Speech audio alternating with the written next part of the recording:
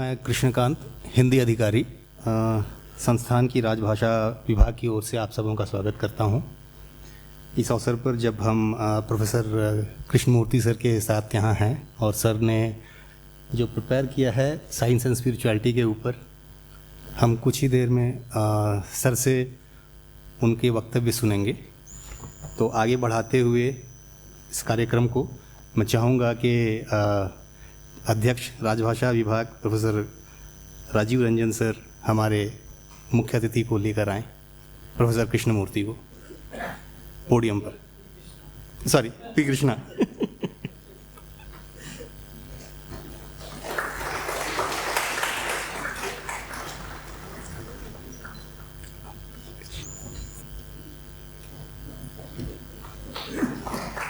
मैं चाहूँगा कि captain Sridhar Warrier, yes noted sir, thanks. मैं चाहूँगा कि कैप्टन श्रीधर वरियर सर संस्थान के कुल सचिव कृपया मंच पर आएं और स्थान ग्रहण करें। सर वर्तमान में संस्थान के कुल सचिव हैं। सर भारतीय जल सेना से कैप्टन के पद से सेवानिवृत्त हुए हैं, कैप्टन श्रीधर वरियर सर। अब मैं चाहूँगा कि प्रोफेसर कौशल वर्मा सर मंच पर आएं। सर वर्तमान में प्रभागों के संकायाध्यक्ष के संयोजक हैं। भौतिक एवं गणितीय विज्ञान प्रभाग द्वारा भौतिक एवं गणितीय विभाग प्रभाग के भी संकायाध्यक्ष हैं।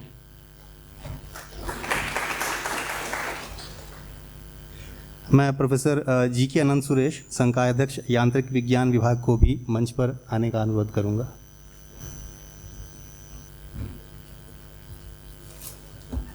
मैं चाहूँगा कि प्रोफेसर कौशल वर्मा संयोजक हमारे मुख्य अतिथि प्रोफेसर पी कृष्णा को पुष्पगुच्छ दें। अब मैं प्रोफेसर राजीव रंजन सर को मंच पर बुलाना चाहूँगा ताकि वो हमारे स्पीकर के बारे में चर्चा करें और उनके बारे में बताएं ताकि यह कार्यक्रम आगे बढ़ाया जा सके। Professor Rajeev Ranjan sir. Good afternoon और सबको यहाँ आने के लिए धन्यवाद। राजभाषा एकक की ओर से समय समय पर हम हिंदी में, बेसिकली हिंदी एक बहाना है, एक विषय पे हम कार्यक्रम आयोजित करते रहते हैं। प्रोफेसर कृष्णा को मैंने कहा है हिंदी या अंग्रेजी में जो भी आए उससे बात करें। So he has the freedom to talk in English. Hindi मैं बात कर रहा हूँ ना, काफ़ी है। सो आप लोगों का यहाँ आने के लिए बहुत बहुत धन्यवाद।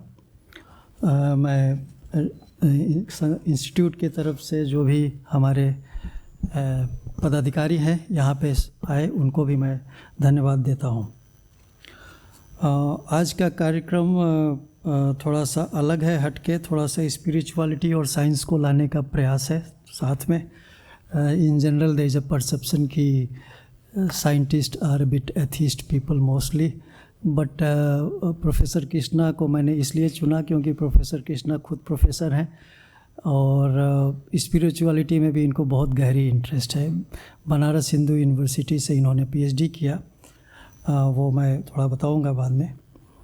और तो एक प्रोफेसर होते हुए, एक बहुत बड़े वैज्ञानिक होते हुए भी अध्यात्म में गहरी रुचि, ये कोई अनकॉमन बात नहीं है। हम लोग देखेंगे अगर दुनिया के ढेर सारे बहुत प्रख्यात वैज्ञानिक वो काफ़ी डीप सेंस में स्पिरिचुअल भी रहे हैं। डेविड बॉम का एक नाम सुनने में आता है, बहुत बड़े प्रख्यात थ्योरेटिकल फिजिसिस्ट थे और उन्होंने जे कृष्णमूर्ति के साथ कई घंटे तक वार्तालाप किया। इतनी डीप क्यूरियोसिटी थी उनको स्पिरिचुअलिटी के बारे में। तो प्रोफेसर कृष्णा भी उससे अछूते नहीं थे। मास्टर्स एमएससी करते समय भी उन्होंने ये जिंतु कृष्णमूर्ति के प्रभाव में आए और उनके फ़िलॉसफी और उनके चीज़ों को समझने का प्रयास किया। तो मैंने सोचा कि एक प्रोफेसर जो बहुत नामी गिरामी खुद में है, प्रोफेसर कृष्णा बहुत बड़े क्रिस्टलोग्राफर हैं और वो खुद भी स्पिरिचुअलिटी में इंटरेस्ट रखते हैं। तो I think he is the right person to talk about science and spirituality because he has seen both the world together. So that was my reason for requesting him to come and give a talk on this subject. So professor Krishna के बारे में थोड़ी सी brief में मैं introduction दूंगा। पहले मैं हिंदी में बोलूँगा, फिर इंग्लिश में बोलूँगा। प्रोफेसर पी कृष्णा का जन्म 1938 में चेन्नई में हुआ था। उन्होंने एक्सरे क्रिस्टलोग्राफी के क्षेत्र में बनारस हिंदू यूनिवर्सिटी से पीएचडी की थी। जाने माने क्रिस्टलोग्राफर प्रोफेसर एमजे बर्गर की सिफारिश पर उनकी पीएचडी थीसिस को जो पॉलीमॉर्फिज्म एंड पॉलीटाइपिज्म इन क्रिस्टल्स को एक पुस्तक के रूप में प्रकाशित किया गया, जो कि अपने आप में एक विशेषज्ञों द्वारा एक आधिकारिक पुस्तक मानी जाती है। It's a big achievement if young people are here to listen to this, means somebody's PhD thesis being recommended by a very well known scientist of his time, that it should be published as a book, right, is a big achievement for a person. So soon after Professor Krishna before he graduated, perhaps a book was published, and that book is an authority in that field. So it's a kind of big thing is for many PhD students. If they are sitting here, they should know about all this. ऐसा इसलिए हुआ कि professor Krishna बहुत प्रेम से उन्होंने research किया। इनके supervisor को भी मैं जानता था, वर्मा जी, लवली पर्सन। तो प्रोफेसर कृष्णा 1966 से 1986 किताब के छप जाने के बाद वो BHU में लेक्चरर रहे, माने वहाँ पे फैकल्टी बन गए वहाँ पे। तो 1966 से 1986 के दौरान वो BHU में भौतिक विज्ञान फिज़िक्स डिपार्टमेंट के में फैकल्टी थे, प्रोफेसर बने। उन्होंने इंटरनेशनल यूनियन ऑफ क्रिस्टलोग्राफी के क्रिस्टलोग्राफिक शिक्षण आयोग के अध्यक्ष के रूप में भी काम किया। वो भारतीय विज्ञान अकादमी और भारतीय राष्ट्रीय विज्ञान अकादमी के फेलो भी हैं। 1986 में 1986 में जिद्दू कृष्णमूर्ति, ये उनकी उम्र करीब 45-46 रही होगी। I am 54, so you can see 10 years before जो भी हमारी जीवन थी। तो उस समय जिद्दू कृष्णमूर्ति ने, थोड़ा सा मैं जिद्दू कृष्णमूर्ति के बारे में कुछ क्लिप चलाऊंगा so that people become aware. उन्होंने इनको रिक्वेस्ट किया कि आप थोड़ा राजघाट में कृष्णमूर्ति फाउंडेशन है तो थोड़ा संभालिए, थोड़ा सा मैनेजमेंट ठीक नहीं था। तो प्रोफेसर कृष्णा ने, और fortunately we have Mrs Krishna also with here, sitting here, and she was also a doctor in BHU. When Professor Krishna was a professor in physics department, she was a gynecologist in Institute of Medical Science in BHU. Both of them gave up their job on this request of Jiddu Krishnamurti, and they went and lived as a hermit in Krishnamurti Foundation in India, a humble people, like a humble people. So I think I need to tell all this because our generation should know what kind of people were there in the past, and they were living beings. We are all struggling to get name and fame. Here is a person who was already famous in his 40s, and somebody requested, can you take care of this foundation? And he said, yes sir, I will take care, and he voluntarily took voluntary retirement and joined that place. And since then वो वहाँ के rector के रूप में काफ़ी समय तक रहे, और अब वो वहाँ से भी सेवानिवृत्त हैं। Professor Krishna Krishnamurti foundation trust के ट्रस्टी हैं, लाइफ लॉन्ग ट्रस्टी हैं। और इतना ही काफ़ी है। प्रोफेसर कृष्णा ने किताबें लिखी हैं जिद्दू कृष्णमूर्ति के बारे में, वो टॉक देते हैं, डायलॉग देते हैं, दुनिया भर में इनकी भ्रमण होती रहती है। तो सौभाग्य, मैं इनका बहुत धन्यवाद देता हूँ कि he agreed to come here and also share his thoughts and feelings about what he feels about science and spirituality. I'll just speak in English for people who have not understood the Hindi. Professor Krishna was born in Chennai in 1938. He did PhD at Banaras Hindu University in the field of X-ray crystallography on the recommendation of Professor M.J. Berger, a well-known crystallographer of his time. His thesis was published as a book, Polymorphism and Polytypism in Crystals, John Wiley and Sons, 1966, and is considered an authoritative book on polytypism by experts in the field. Professor Krishna was on the faculty of physics department of BHU during 1966 to 1986. He also served as the chair of the Commission of Crystallographic Teaching of the International Union of Crystallography. He is a fellow of the Indian Academy of Sciences and Indian National Science Academy. In 1986, Jiddu Krishnamurthy urged him to take care of the Rajghat Education Center of the Krishnamurthy Foundation of India. Professor Krishna took voluntary retirement from BHU and joined the center as its rector. Professor Krishna is a trustee of the Krishnamurthy Foundation of India. He has traveled world over to give lectures and conducted dialogues on education, science, and spirituality. One can refer to the website which is there. I have shared on the broadcast. He has published a book, A Jewel on a Silver Platter, Remembering J. Krishnamurthy, Pilgrims 2015.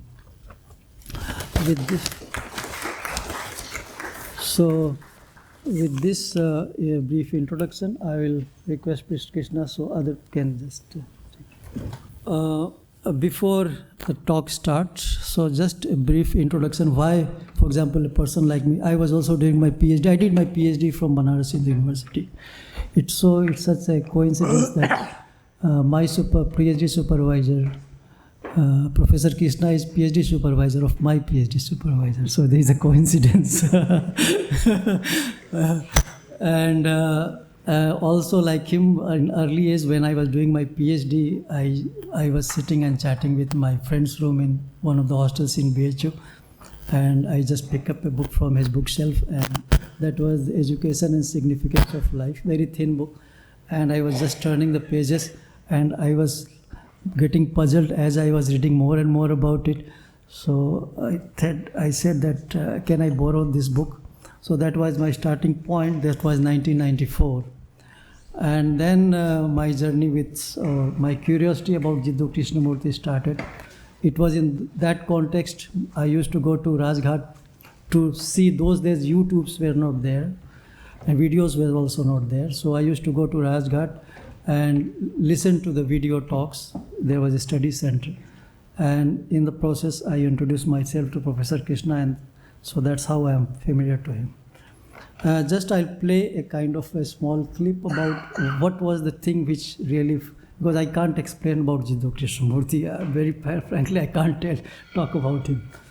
But you will see some of the things which is really, as a scientist, we look for something very, very original, and when somebody tells something looks very original, fundamental, quite different from others, we are definitely curious. A scientist is simply a curious mind, nothing more.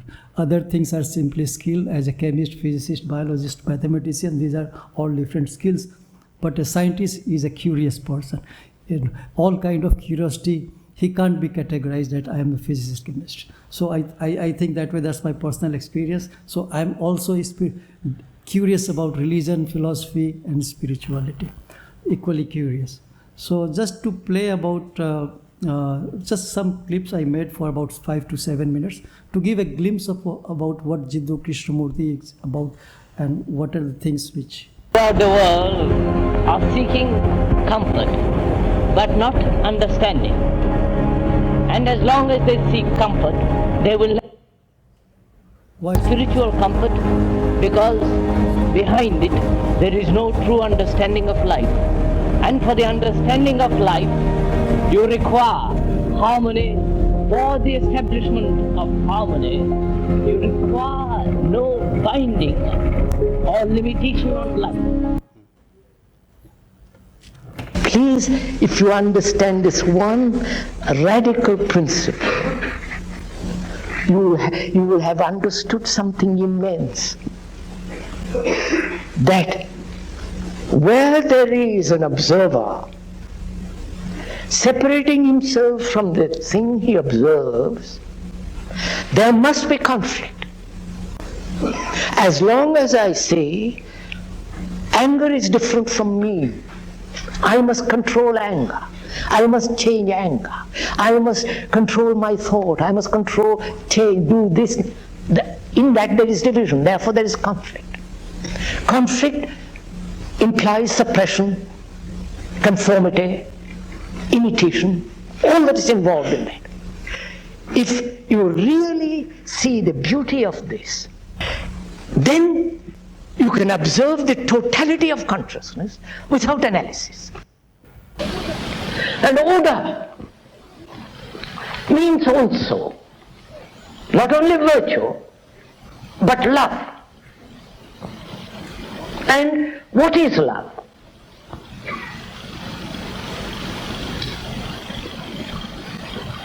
I wonder if you ever asked that question, what love is. Have you?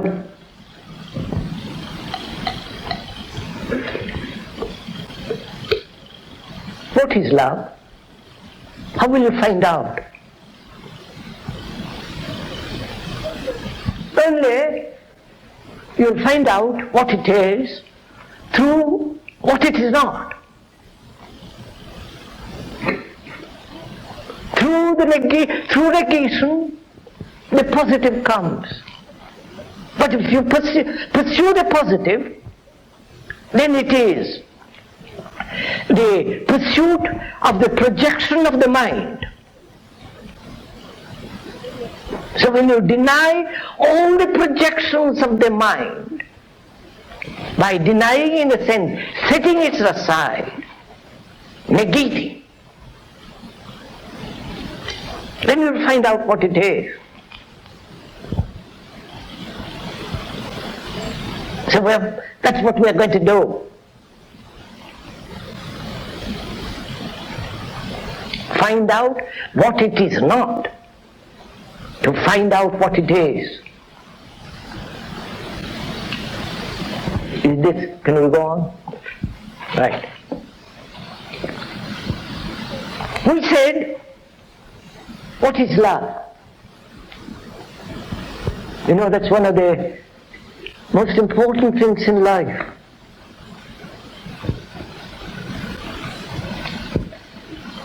If one has love, you can do what you like. Then there is no conflict. Then there is no evil.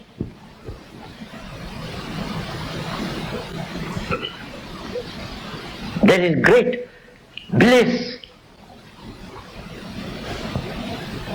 But to imagine what bliss is and pursue that is not love. So we're going to see what it is not, and therefore come upon what it is. Therefore it's not a question of searching out love, nor cultivating love. How can you cultivate love? All cultivation is the product of the mind, product of thought.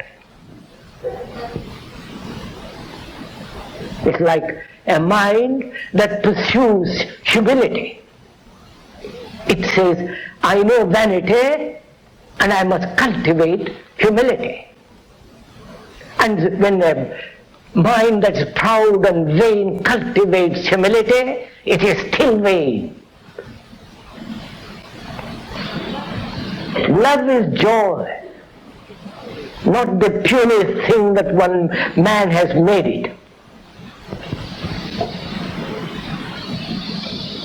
And to find that out, what love is, you must also understand what death is. If you see life as a whole, in which there is this living and this extraordinary thing called love and death as a total unit, not three separate things, then what is death? Are you following all this? No, sir, do it, not follow it. Die to your pleasure. Die to your furniture. And that's what you are, your furniture. Whether the chair or the furniture that you have accumulated in your mind, which you call knowledge. so that you die every day to everything that you have accumulated. And that's what's going to happen to you anyhow.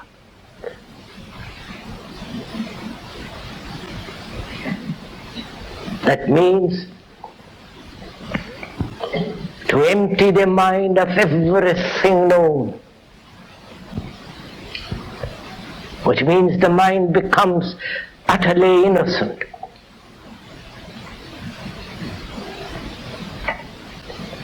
And it is only such a mind that has this extraordinary religious quality of purity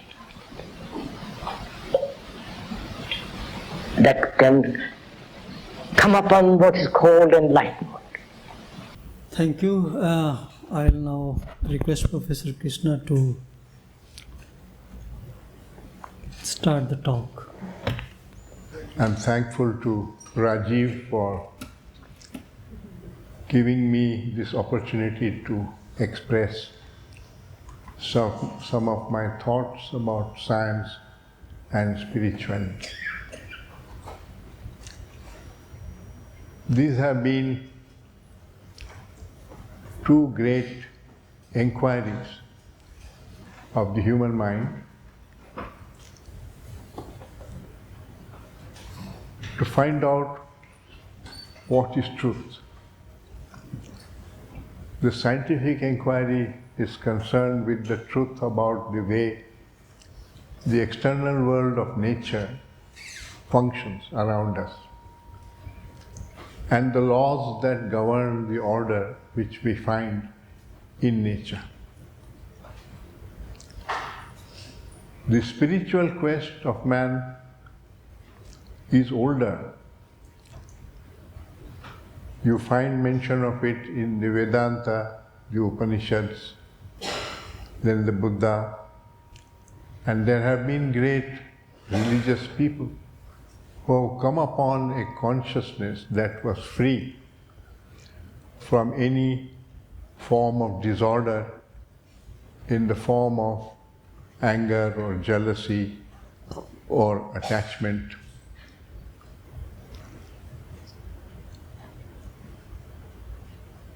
So that is a different kind of truth about the causation in our consciousness. Now, as far as science is concerned, when we were students, physics, chemistry, biology, and so on all appeared to be separate, distinct subjects. They have all become one continuum now, starting with the Big Bang, the creation of the universe, the creation of atoms and then molecules, then RNA and DNA, and that goes into biology. So, physics, chemistry, and biology have all become unified into a single science. And the scientific quest of humanity has progressed very fast, rapidly. It has changed the way we live, and so on.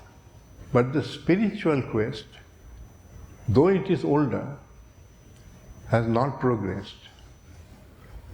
Modern man is as ambitious, jealous, egoistic, self-centered as the primitive man was. So there has been no psychological evolution. Just as there have been great scientists, there have also been great religious teachers who came upon a consciousness which had love, compassion, non-violence, and they talked from that consciousness. Around them, different religions have been built, and the religions have created belief. They have prescribed what is right and what is wrong to do in life virtue and vice, and exhorted their followers to cultivate virtues and eliminate vices. But human beings in any of the religions have not been able to do that. You don't find Christians really living Christ's teaching, nor the Buddhists living Buddha's teaching, nor the Gandhians able to live Gandhi's teaching. Because they have not come upon that consciousness. They have only agreed with the teacher. They have built a temple to the teacher. They have praised the teacher, considered him to be an authority. And they have not themselves inquired into it. In the 13th century, in Japan, there was a philosopher named Basho who said, don't try to follow the wise man. Pursue the wisdom which he had. And unfortunately, the religions did not do that. So, science also got blocked like that when it accepted Aristotle as an authority. And nobody would question what Aristotle said. Doubt was not permitted. For 2000 years it blocked the progress of science. It's only in the time of Galileo and Newton that what we today call modern science began, because they developed a scientific method by which any theory, any speculation given by any scientist could be tested.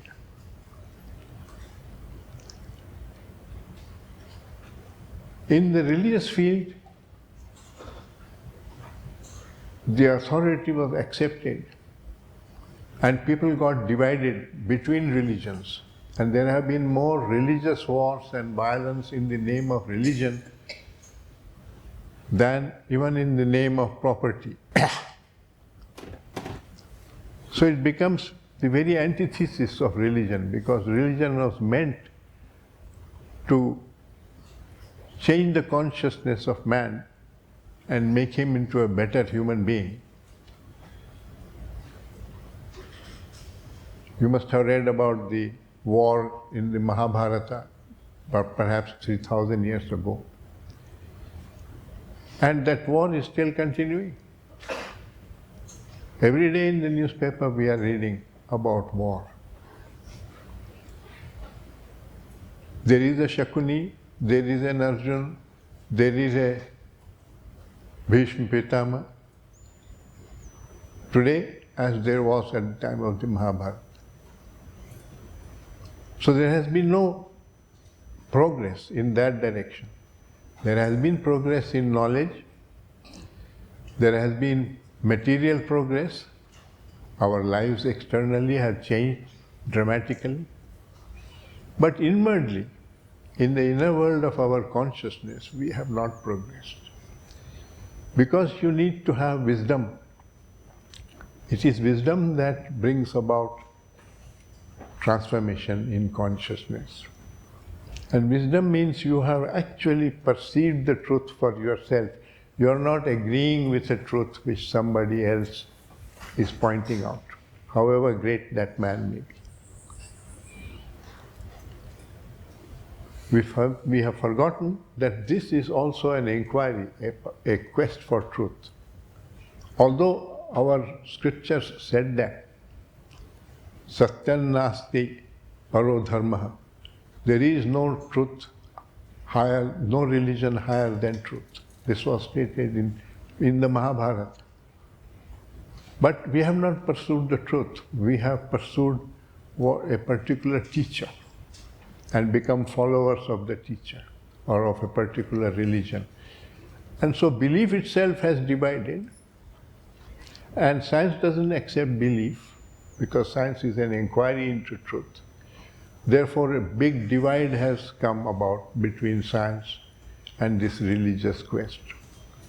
And unfortunately, because of that, in education, we have cultivated only the scientific inquiry and relegated the religious inquiry to all these so-called established religions.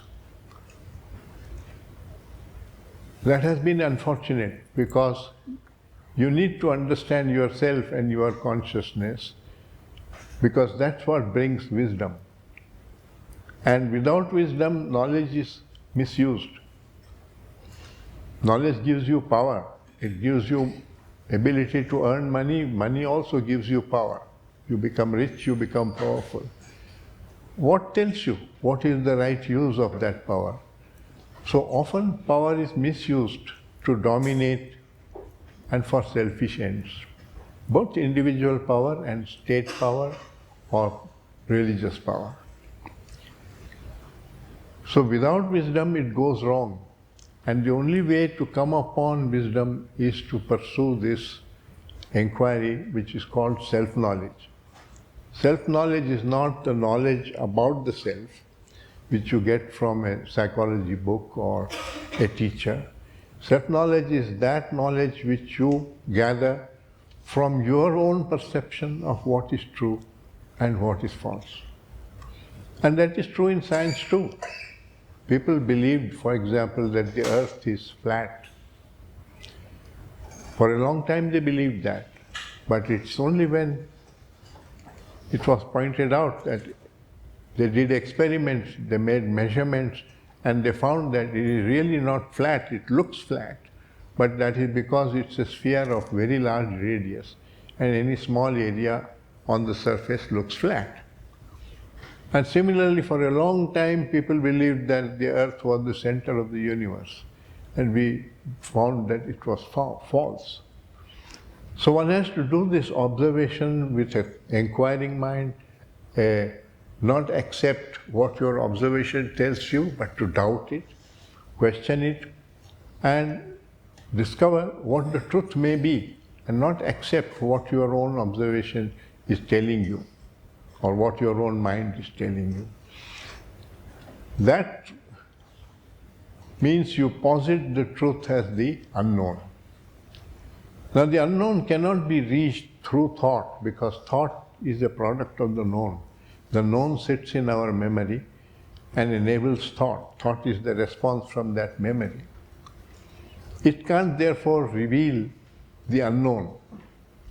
And truth is the unknown. So it requires a creative perception. And there have been great scientists who have come upon such perceptions and brought about a paradigm change in the field of science. And similarly, there have been people in the religious field who have made that kind of creative perception and come upon a transformed consciousness, not just transformed opinions, but transformed consciousness. That is the purpose of the spiritual quest. So I would say that the different religions of the world, the established religions of the world, are byproducts of the spiritual inquiry. Because how did the Buddha come upon that kind of consciousness which he lived with? He was brought up as a Hindu. He was raised as a Hindu. But he went past Hinduism. He saw the falseness in what was being taught in Hinduism and discovered something new. How does a human mind discover something beyond the known? That requires a certain amount of doubting or questioning of the known, which is what it means, freedom from the known. If we take the same kind of example in science, for years together, we all believed, scientists all believed Newton, that space and time were totally independent of each other. And Einstein was educated in that classical science of Newton. in one's experience, one never found space and time interacting with each other because one doesn't come across velocities comparable with those of light. So how did the consciousness or the mind of Einstein discover that space and time are not independent of each other? It was not in his training, it was not in his experience, and yet he could find it out. That's because the human consciousness has a capacity to make a foray into the unknown and pick up a new fact from there and bring it into the field of the known. There is a very beautiful book called The Structure of Scientific Revolutions by Thomas Kuhn. It is his MIT thesis which was published. In that he says that scientists working within a certain paradigm keep contributing to data within that paradigm, doing experiments within that paradigm.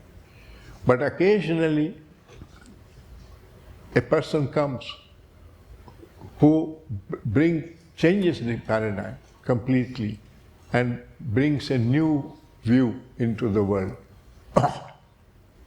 into the facts of the world. So relativity was like that, and quantum mechanics was like that.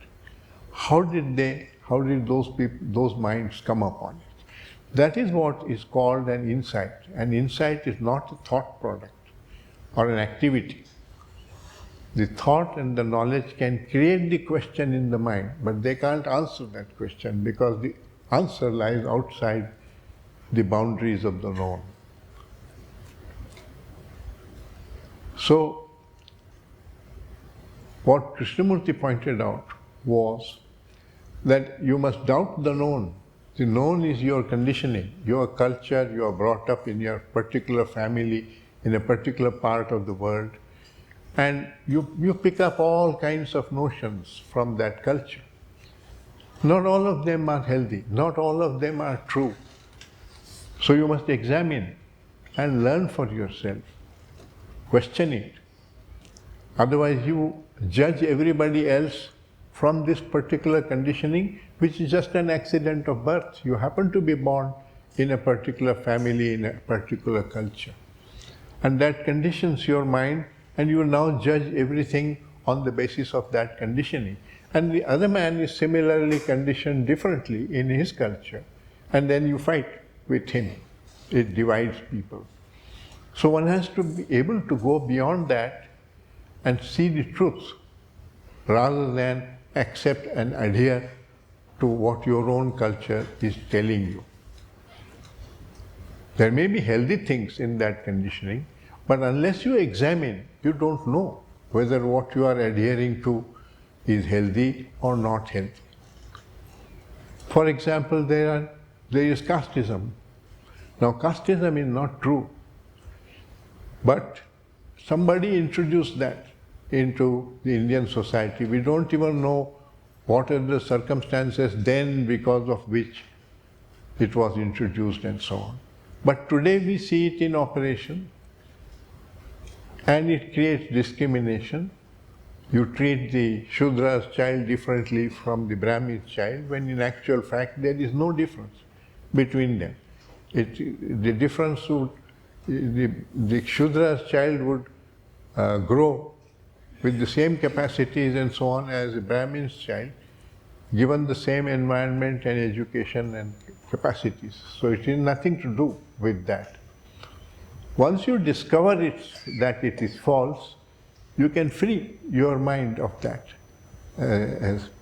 Similarly, for centuries, men have believed that women were assistants to them and inferior to them, when in fact the truth is that human beings are born in two forms, one male and the other female. There is nothing to say that which one is superior to which one. They are a little bit different from each other, but they are equal. So these false concepts in the mind play havoc in our life and also therefore in society. And this spiritual quest is for the ending of these illusions. Because it's from these illusions that all the negative emotions arise within our consciousness. And that an illusion can be ended because by discerning what is true and what is false, the false can be ended. So you can find out that this illusion is not true. That's what we do in science. That's what needs to be done also in this spiritual inquiry. But instead, we have been told by our culture to adhere to our particular religion, be proud of it, and propagate it, and so on. You may be propagating illusion of your own brand, and the others are propagating their own illusion. So truth becomes a travesty. That's why what I want to point out in this talk is that these are two complementary quests for truth. One about the external world, the other one about the truth about the inner world of our consciousness, the way it operates. And we need both, because we need knowledge to function in life, and we also need wisdom for having right kind of relationships. We have not come upon wisdom, we have come upon tremendous amount of knowledge. So the mind has had a lopsided development, extremely knowledgeable, but lacking in wisdom, and that leads to most of the ills in society can be traced back to this development. That's why Krishnamurti wanted to change education. He wanted that just as you develop and cultivate the scientific inquiry, you should also cultivate the religious inquiry or the spiritual inquiry in the mind of the child. Not simply tell him, do this, don't do this, this is not right, that is not. Your decision is a very superficial thing. You can decide what to wear, what to eat, which kind of car to buy, and so on. But can you decide to be peaceful? Can you decide that you will not worry from tomorrow? Test it out. See, your decision won't work. Because there are deep-rooted causes for that disorder in consciousness, and unless you eliminate those illusions which cause that, the consciousness does not transform, only your ideas transform. And these ideas itself differ from Christians to Hindus to Muslims and so on, and you fight over that. There is a beautiful verse that points this out, that knowledge does not lead to wisdom. It runs like this. It says, knowledge and wisdom, far from being one, oftentimes have no connection. Knowledge dwells in minds replete with the thoughts of others. Wisdom in those attentive to their own. Knowledge is proud that it knows so much. Wisdom is humble that it knows no more. And we need both knowledge and wisdom. Without wisdom, knowledge goes wrong. The use of knowledge goes wrong. So I have a number of slides which I want to show you. The first one. To make this point which I have, thank you. Rajiv has been kind enough to get it translated into Hindi. I know the Hindi of everyday speaking because I have grown up in North India for the last, since birth I have been in North India. But I have been educated in English, and all talking and so on, serious conversations have been in English. So I am not, that's why I am speaking in English. Because I think that it is important to be precise in your expression, and that is only possible in the language which you have been educated in.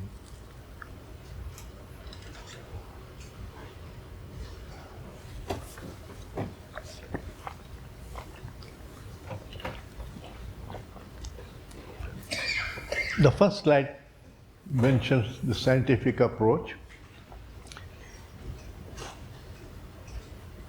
It says, posit reality as the unknown. Start with observation. Any phenomenon, you observe it carefully. Measure whatever quantities you can measure. Then among the measured quantities, you look for empirical correlations. So, the current in a metal is proportional to the applied voltage and so on. We have all done those experiments while learning science. Those are empirical, Ohm's law, laws of elasticity and so on. They are not fundamental laws, they are merely correlations. Then comes the big step of guessing what is the underlying reality.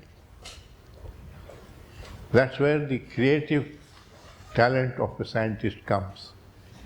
And then you have to test whether that model of reality which you have guessed, underlying reality, is true or not true.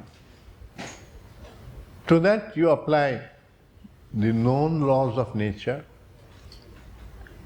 you apply reason, logic, and a peculiar form of logic called mathematics developed by the human mind, which somehow has application in nature, and you develop what is called a theory. That theory makes predictions of new facts which ought to be there, rational from the reasoning. Then you, in order to verify whether those predictions are correct, you do experiments again, you go back to observation, and two possibilities arise. Either your measurements show, your experiments show that the predictions are wrong, in which case you have to reject the model which you had guessed and rethink the model. Or often it happens that it approximately meets the predictions but not exactly. Then you know that you have to refine your model, and so that your predictions tally with the experiments. So science develops in this by using this method through successive approximations to reality. What Newton said was not unreal, but it was approximate. What Einstein did was beyond that. Now, values are not the subject matter of science. There is nothing in science to say whether you should be kind, you should be violent or non-violent. It's not a field of science. But the way science is done has in it implicitly certain values which I have listed here, which is part of what is called scientific temper. One, that posits the reality as the unknown. Inquire, observe, question. Doubt all conclusions. Have an open mind. Don't accept on authority. Respect dissent. Demand evidence, proof, and reason. Objectivity, which means the fact which you determine must be independent of the observer. It should be possible to repeat that in any other part of the world and by anybody else. In other words, the ultimate truth must be universal and should be independent of time and space. So the natural laws which science discovers apply in your scientific laboratories. They also apply out there in space, and that's how science has progressed. reproducibility, an international dialogue is going on. That means I do some experiments here, I publish my research paper, it goes all over the world in a journal, other scientists repeat that, then they write their comments on what I have said, and if by this process of dialogue between scientists who don't even meet each other, you determine which one is correct, and only when it is found to be true and correct, it becomes part of the knowledge of science. So there is only one science. Now, if spirituality is also an inquiry into truth, why should there be so many different religions? There should be only one religion. A religious mind must be the single mind which is having this same quality. The only thing is you can't make measurements in consciousness. So the scientific method is not applicable, but those scientific values, the scientific temper is applicable.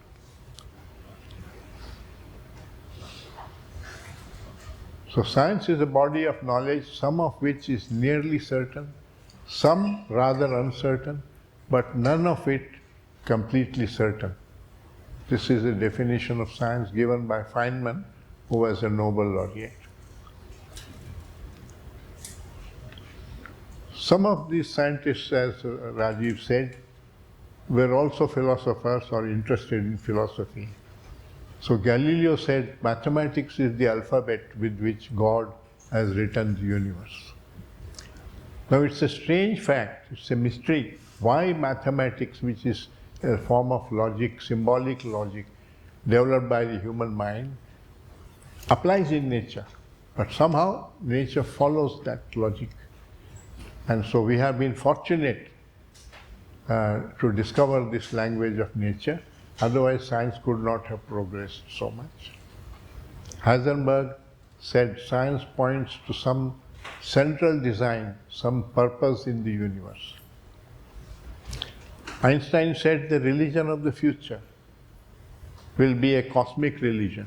It should transcend a personal God and avoid dogma and theology. Covering both natural and spiritual, it should be based on a religious sense arising from the experience of all things, natural and spiritual, as a meaningful unity. Schumacher said the modern experiment to live without religion has failed.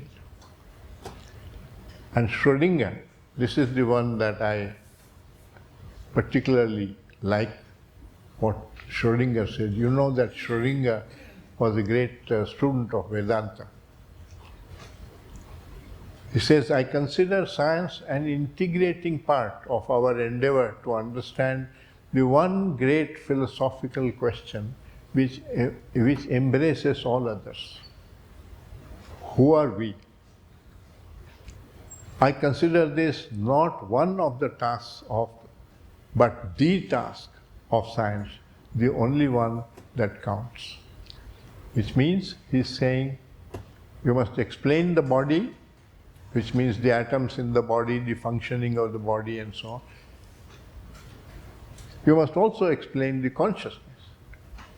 And that's where there is a big gap right now in science. That we, starting with the Big Bang, you have all the thing, but you can't explain what is consciousness. We can't explain how awareness arises, starting with matter. And according to the Big Bang, it was matter which was primary. All the religious people have said that consciousness is primary, and there is a universal intelligence, which is the intelligence of nature, and all these laws which science is discovering are merely a description of how that intelligence operates of nature. I mean, look, the mango tree creates mangoes out, a mango out of the atoms in the soil. Does that not require intelligence? How do you make a mango? No scientist can do that in a laboratory. But we consider that it requires a lot of intelligence to create a computer, but not to create a mango. We take it for granted, as if it all happens mechanically. And the religious people have said that there is an intelligence operating in the universe. You can call that intelligence God if you wish, but not a personification of that. Einstein said science without religion is lame, religion without science is blind. The most incomprehensible thing about the universe is that it is comprehensible. The most beautiful experience we can have is the mysterious. It's the fundamental emotion which stands at the cradle of all true art and science.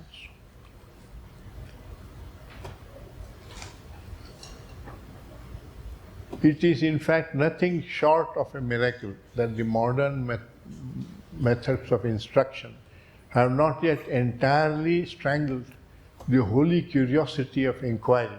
For this delicate plant, aside from stimulation, stands mainly in the need of freedom. Everything is determined by forces over which we have no control. It is determined for the insect as well as for the stars, human beings, vegetables, or cosmic dust. We all dance to a mysterious tune intoned in the distance by an invisible piper. So he's talking about that intelligence of nature. Here is what Krishnamurti said about the religious mind. When I said there has to be only one religious mind, he says the religious mind has no beliefs. It has no dogmas.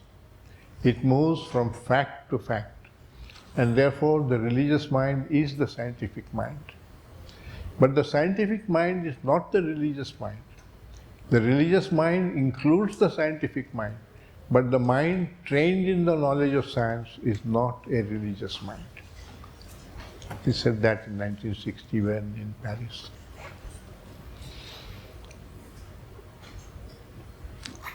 I conclude this talk by summarizing what I have said.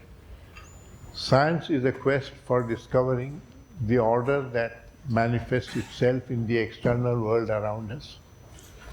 Religion is a quest for discovering order in the inner world of our consciousness. That doesn't already pre-exist. Therefore, you have to discover it by ending the disorder in the consciousness. And since disorder in consciousness arises from illusions, it can be ended by pursuing what is true and what is false. Because when you see the false as the false, it drops away. There are two complementary quests for truth about two aspects of a single reality, which includes both matter and consciousness. Antagonism or contradiction between them is the product of a narrow vision, a mistake in our understanding. Technology is a byproduct of the scientific quest. Orthodox religions are byproducts of the religious inquiry or spiritual inquiry. Thank you. I'll end it here and maybe we can have some. बहुत बहुत धन्यवाद professor Krishna for the fascinating and You can ask questions also in Hindi. I can understand questions, but I may reply in English. Talk is open for questions, please. Mic दीजिए. Thanks for your sharing your thoughts on these two aspects of inquiry. So it's more like if you share a few of your thoughts. This is on a broad philosophical perspective, if I can say. You discussed about two aspects, but then comes the day-to-day aspects, so to say. So where you concluded about this orthodox religion, which if I can use the word that it's a kind of a degeneration of that spiritual inquiry, or it's an institutionalization or it's organization. And I have noticed that the poster that was created, it has that assertion from Krishna ji that the truth is a pathless land, where he, after being nurtured to become the world religious teacher, he actually went ahead and disbanded that organization. And so that spiritual inquiry he is suggesting essentially, and then throughout his life he is essentially suggesting this is as a pathless land where you have to inquire yourself. It's pathless in the sense that you can't get to it through thought. Right. It needs an insight. It needs, like Einstein's insight into space and time. It needs an insight. So the religious truth also needs an insight. Right. The known and the existing known can create the question, but it can't answer that question. Right. If it answers that question, it is inventing. It's not creating. Creativity means it is beyond the known. Right. Yeah. So you need to have certain amount of freedom from the known, which means you must be able to doubt the known and have this curiosity. Both, if you see the origin of the religious quest and the origin of the scientific quest, they have a common origin, which is the inquiry, the spirit of inquiry innate in human consciousness. Man has, right from the beginning, asked the question, why is the sky blue? Why are there so many different forms of life, and etc. Those were questions of the religious inquiry. And similarly, he asked questions about the earth or about the planets moving and so on. It became the scientific inquiry.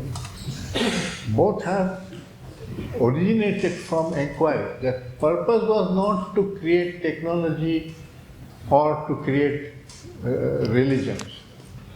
This was a byproduct of that inquiry. One has to continue with the inquiry and not get trapped in the byproduct. That is what I am trying to say. Absolutely. So my question, or rather, if you can share your thoughts. So this is what happened with this institutionalized religion. Yeah. Now, because you have mentioned creativity, so we can come to David Bohm because he and Krishna ji together inquired into this question of creativity. So my question related to this is that science also in its institutionalized form, does it in a way affect that inquiry? So rather than facilitating this inquiry, can it come in as a barrier to this inquiry? If you have any thoughts based on your experience also as a scientist and then working in the Krishna. For 2000 years.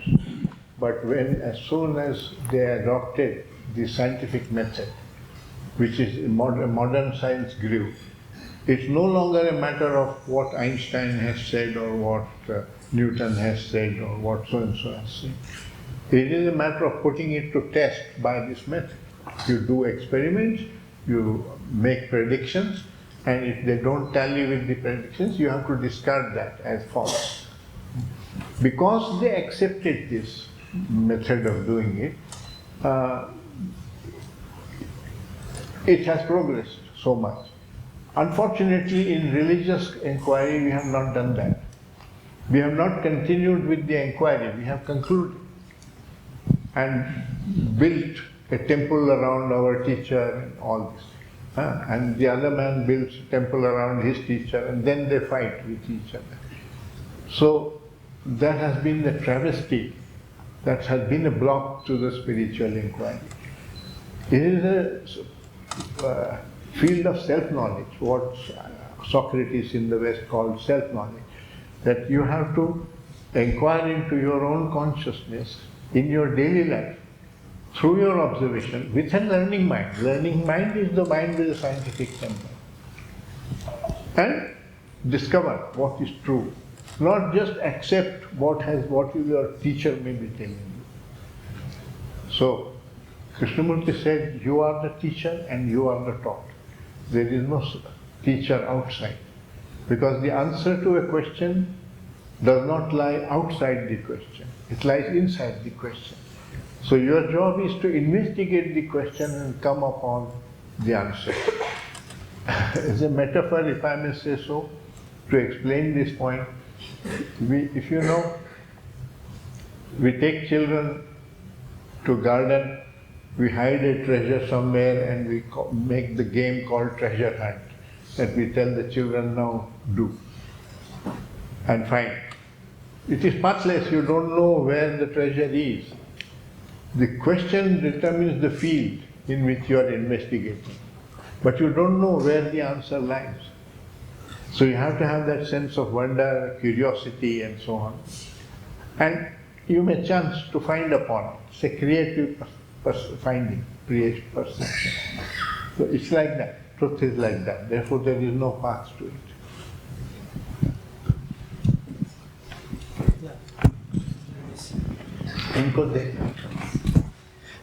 Just as in the individual realm of things you define consciousness, is it all possible to look at a comprehension of a universal consciousness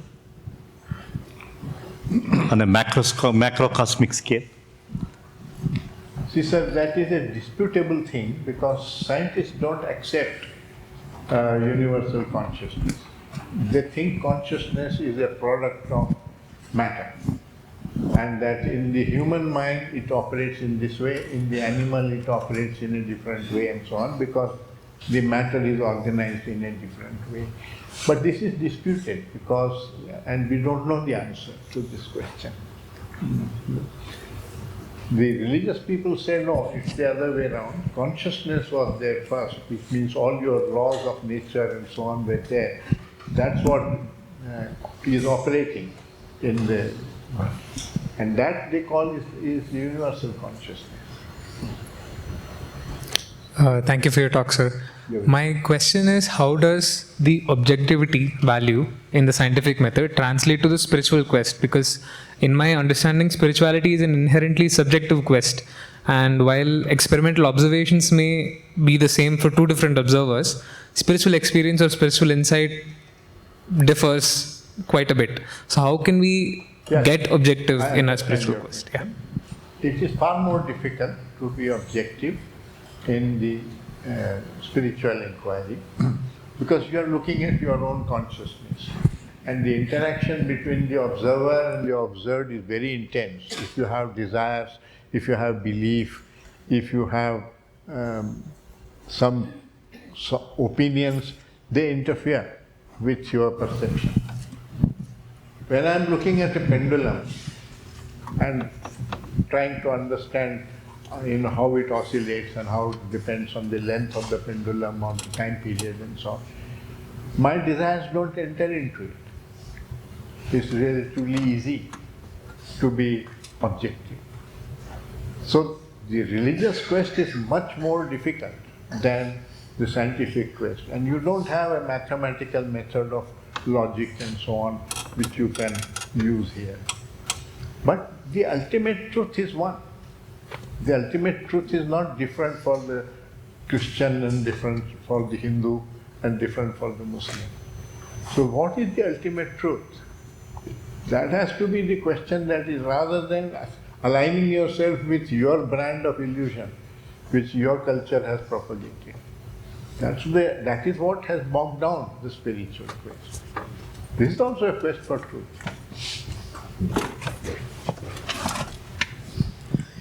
My question is about insight and thought over here.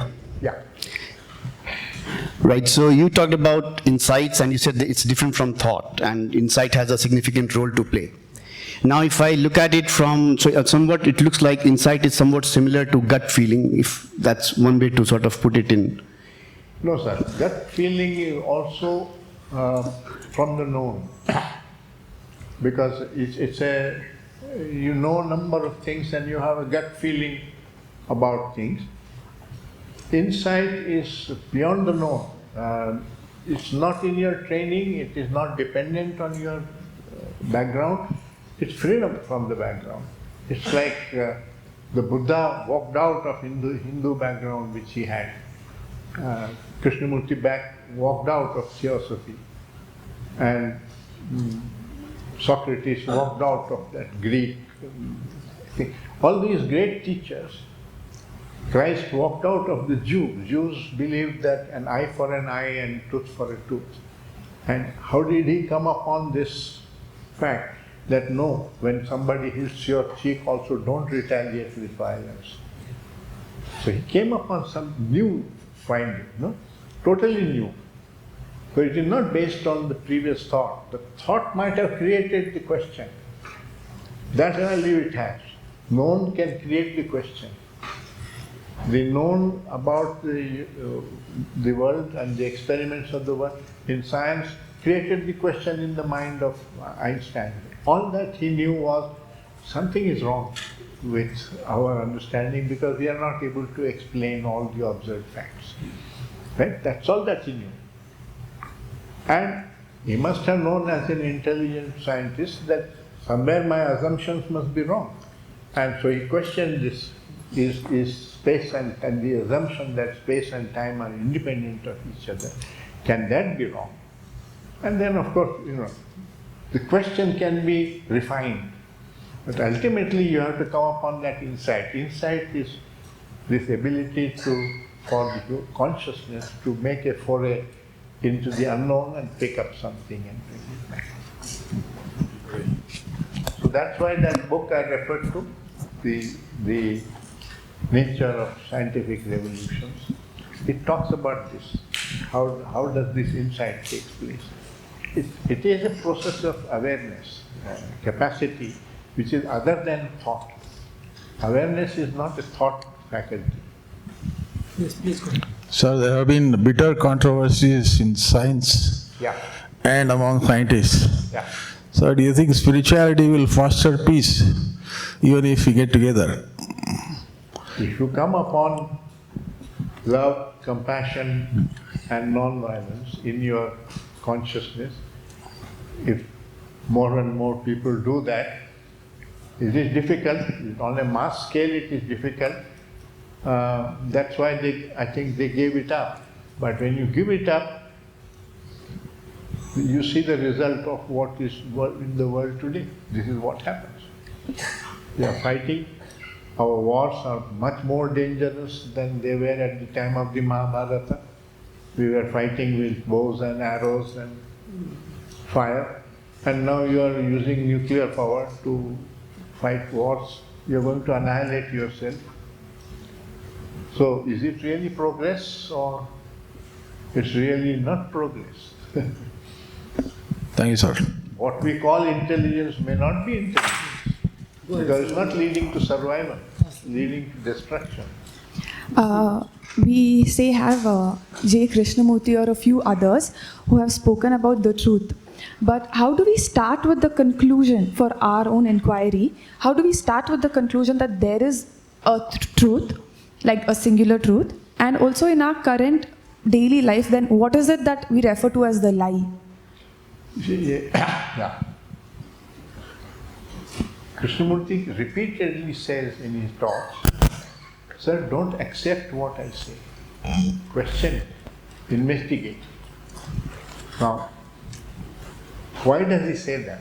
Because most gurus don't say that. They say, मैं तुम्हें बता रहा हूँ, उसको मानो. He says that because unless I rediscover the truth which the Buddha discovered, it doesn't become a truth for me. I'm merely repeating what Buddha has seen or what Krishnamurti has seen. That's not the truth for me.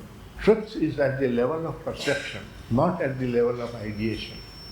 Ideas can be shared and can be spread, but truth cannot be shared.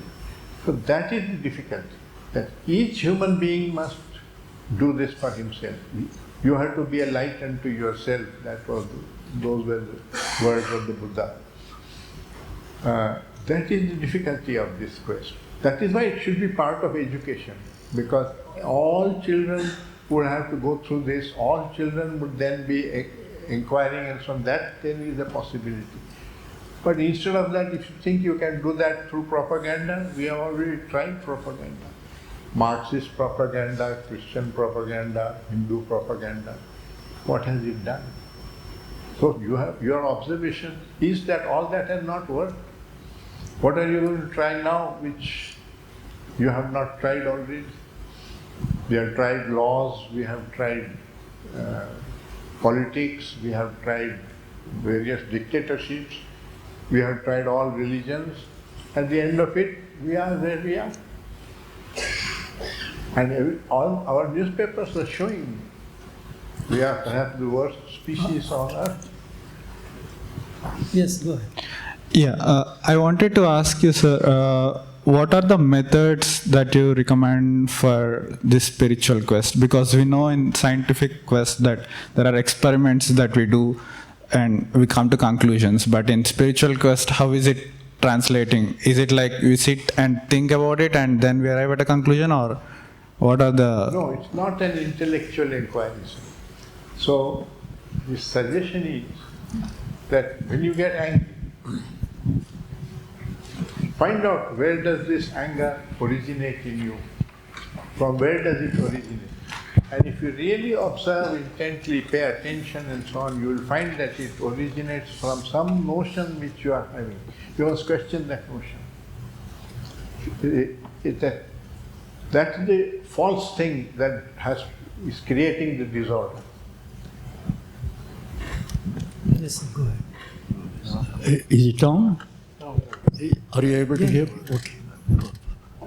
Sir, life, whether it is in the scientific world or in the spiritual world or in not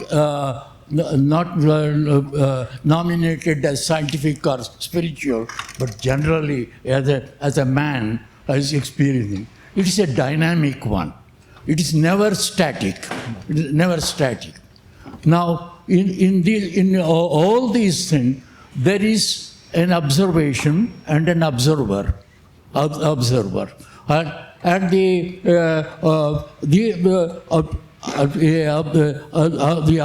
can there be an observation without the observer? That 1 minute, let me finish the question.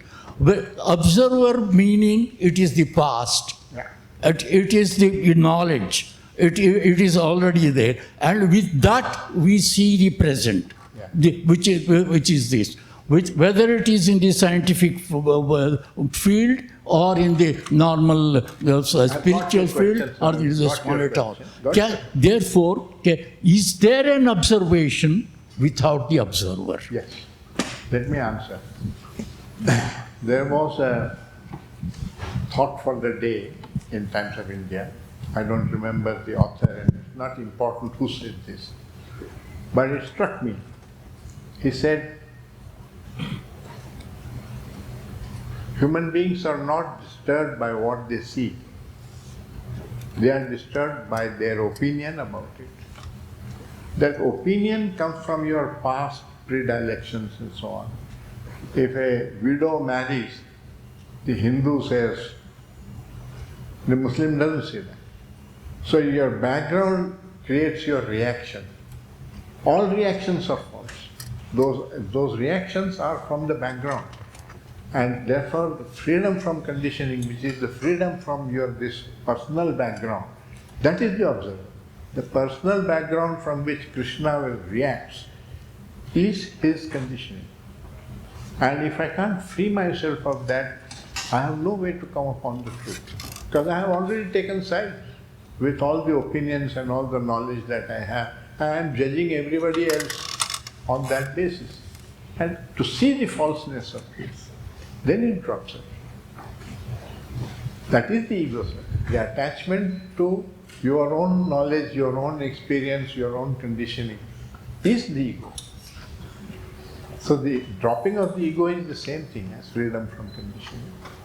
And is the same thing as the silent mind, because then it's not a reacting mind, it's a learning mind. A learning mind is not reacting. If I may, since we are talking of science and spirituality, how does a scientist study a fish? He observes, how does this fish swim? How is it born? How does it lay eggs? What does it eat? And so on. He doesn't say, stupid fish, it shouldn't do this way, it should go that way. But when you look at yourself, you have all these opinions about it, judgments about it. That, when you see the falseness of that reaction, that it is blocking you from perceiving the truth. You are perceiving the truth through the spectacle of your own coloration. Then you don't see the truth. So, it is possible. I'm not saying it's easy. It's not easy because we identify, that is the me with which we identify. So this identification with one's own conditioning is the ego which is the problem. That is why all, Vivekananda also, if you read, or Ramana Maharshi, they are all talking about freedom from this observation. Sir मैं जितना spirituality को समझ पाई हूँ तो मुझे ऐसा लगता है कि झूठ को काटना, जितना आप अपने झूठ को पहले देख सकना और फिर उसको काटने की हिम्मत रखना, तो वही स्पिरिचुअलिटी है जितना मैं समझ पाई हूँ। और तो मैं ऐसा जानना चाह रही थी आपसे कि जैसे आपने एक सच्चा जीवन जिया होगा, मैं ऐसा अज्यूम कर रही हूँ, तो अगर कोई इंसान 40-45 साल एक सच्चाई के रास्ते पे चलता है तो उसका जीवन कैसा होगा? क्योंकि सच्चाई का रास्ता तो बहुत ही कठिन होता है। सच्चाई वो सच्चाई नहीं जो दुनिया कहती है कि ये सच है ये झूठ है, वो नहीं, लेकिन अपने आप की सच्चाई पे चलना अत्यंत ही कठिन होता है। और अगर हम अपने झूठ को पकड़ भी लेते हैं फिर भी उसको काटना बहुत ही मुश्किल होता है। एक तो मेरा ये आपसे प्रश्न है कि एक करते हैं पहले, ठीक है, तो इस उम्र में ना याद नहीं रह सकती। ठीक है, तो एक सच्चा जीवन कैसा दिखेगा और आपका अपना जीवन कितना सच्चा रहा? खतरा रहता है क्योंकि आसपास के लोग आपके बारे में क्या सोचते हैं उसका आपके ऊपर कोई अधिकार रहता नहीं। तो गांधी जी को मार दिया कि नहीं?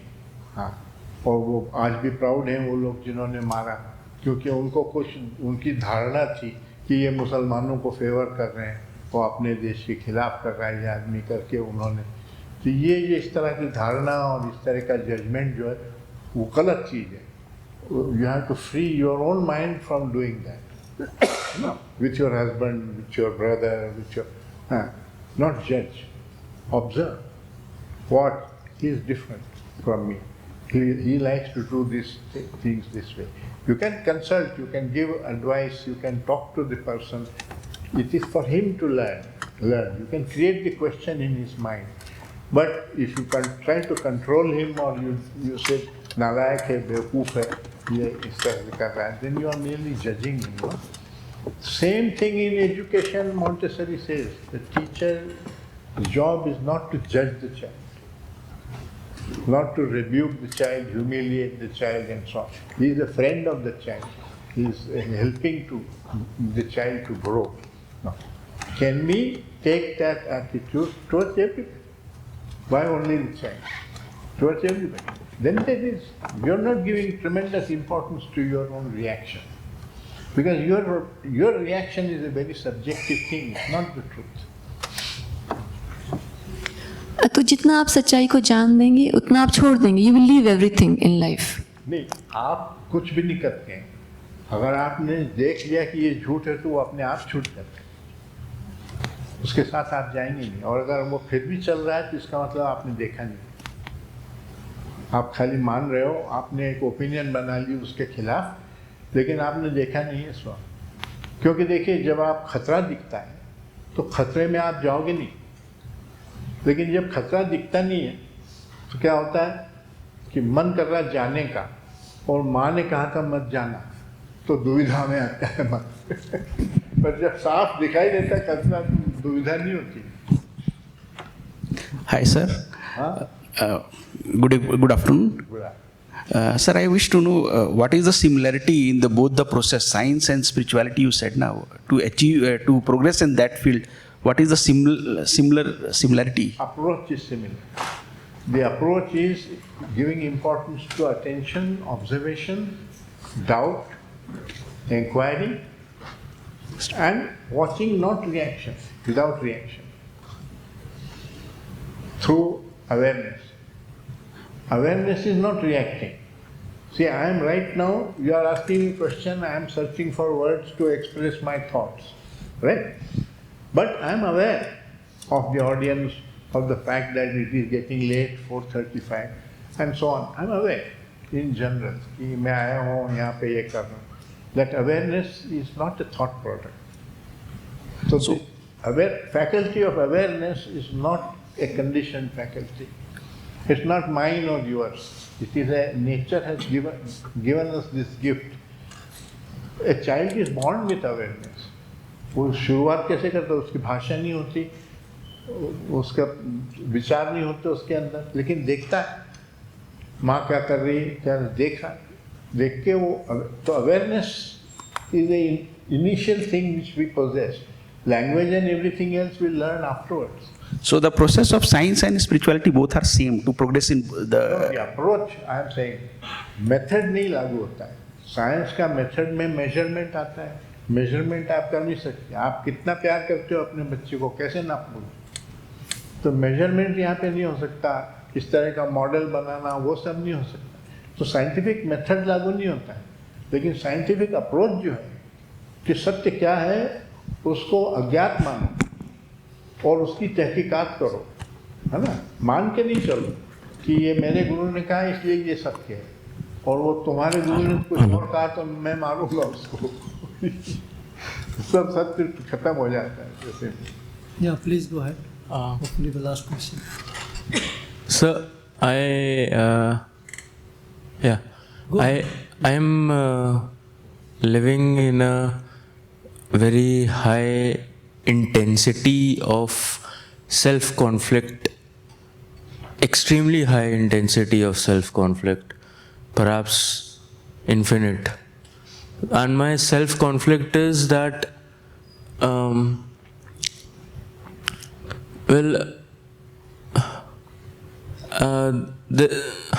अगर पर्सनल है सबके सामने नहीं. No, I don't care. Upon private में बात कर रहे हैं.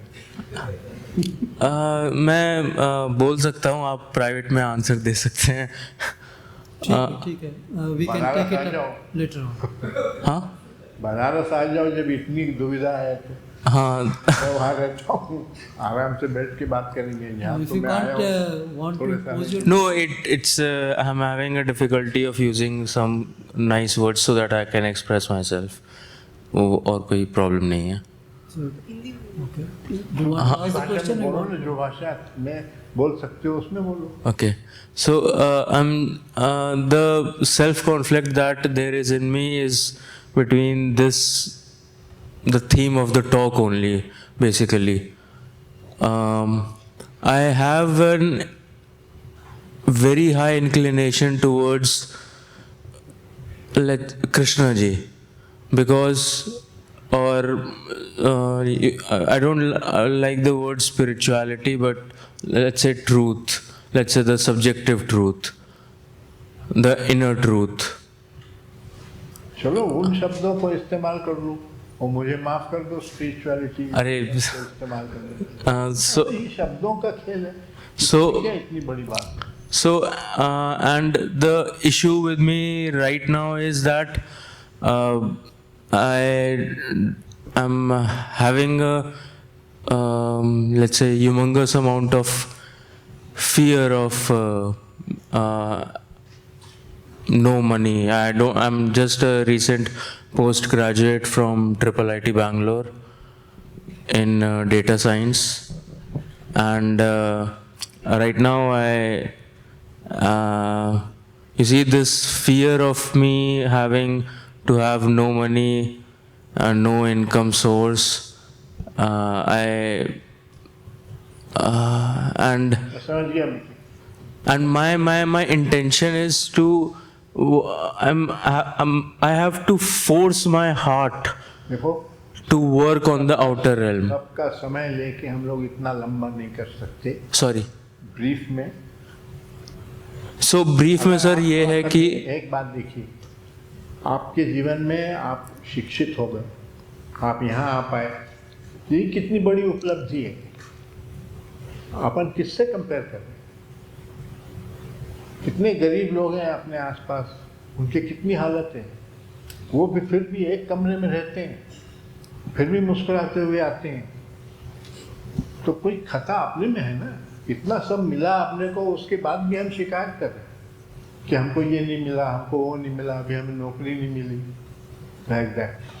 तो थोड़ा सा अपने अंदर कहीं, we are not taking life, your servant takes it. वो कैसे रहता है, उसकी कंडीशन और उसके पैसे कैसे हैं देखिएगा, तो आप किससे कंपेयर कर रहे हो? You see, the mind compares, decides who to compare with, what to compare about, and then passes and fails you. If it fails you, you get depressed. If it passes you, you feel elated. It's a game the mind plays with oneself. So you have to learn this. So, yes, you have pointed out very right thing that there is always a becoming like the other kind of a stuff. Particularly in me. आपकी परिस्थितियाँ उतनी खराब नहीं है जितनी और समाज के आसपास के लोगों की। सर मेरी परिस्थिति बहुत खराब है, आपको अंदाजा नहीं है। ठीक है, we need a personal interaction, so we can't go on. Personal यहाँ नहीं करेंगे सबके सामने। Any other questions? हाँ कार्तिक, इधर से कार्तिक। हाँ speak.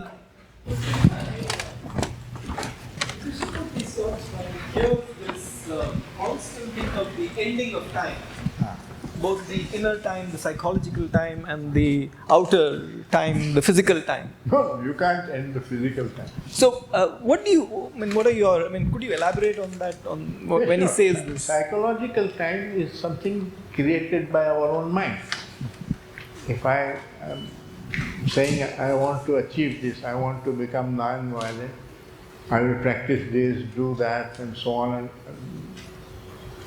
5 years later, I will become non-violent.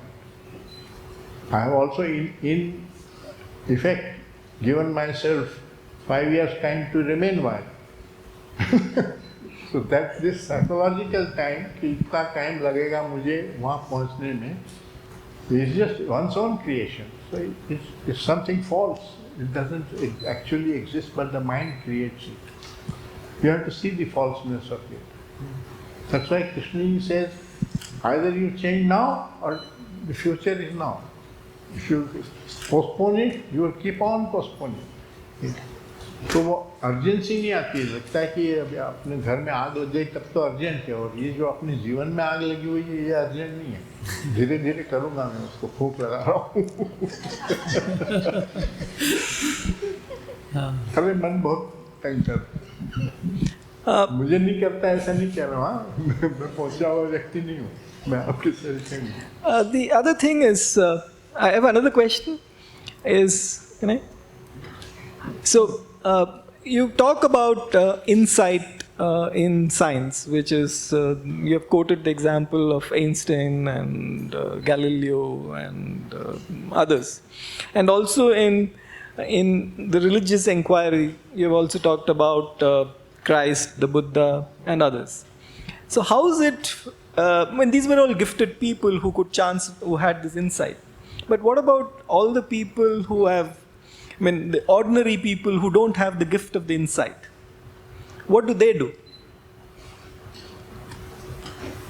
It is questionable whether it is a talent which is you are born with, or it is something that you yourself are blocking.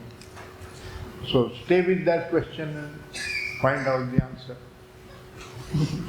So that don't ask the answer from somebody else. Yeah. Okay, give it to him. So, can mind be understood through matter?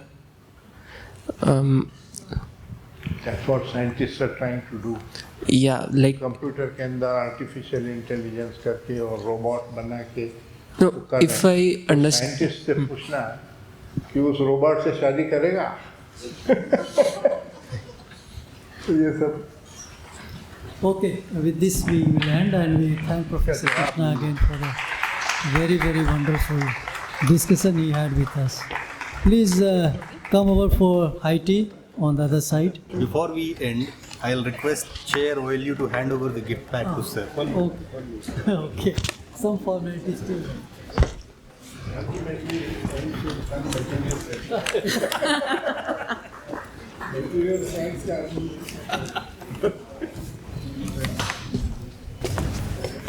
So the high tea is on that side of this floor. Please join us.